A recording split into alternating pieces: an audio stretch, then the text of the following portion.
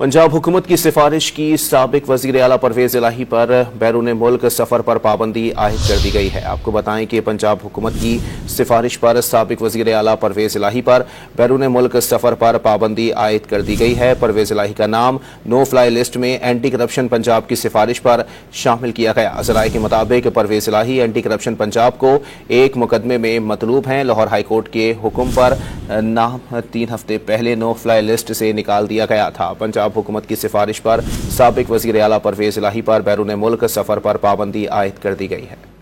पंजाब हुकूमत की सिफारिश की साबिक वज़ीर आला परवेज़ इलाही पर बैरून मुल्क सफ़र पर पाबंदी आयद कर दी गई है। आपको बताएं कि पंजाब हुकूमत की सिफारिश पर साबिक वज़ीर आला परवेज़ इलाही पर बैरून मुल्क सफ़र पर पाबंदी आयद कर दी गई है। परवेज़ इलाही का नाम नो फ्लाई लिस्ट में एंटी करप्शन पंजाब की सिफारिश पर शामिल किया गया। ज़राए के मुताबिक परवेज़ इलाही एंटी करप्शन पंजाब को एक मुकदमे में मतलूब हैं। लाहौर हाई कोर्ट के हुक्म पर नाम 3 हफ्ते पहले नो फ्लाई लिस्ट से निकाल दिया गया था। पंजाब हुकूमत की सिफारिश पर साबिक वज़ीर आला परवेज़ इलाही पर बैरून मुल्क सफ़र पर पाबंदी आयद कर दी गई है।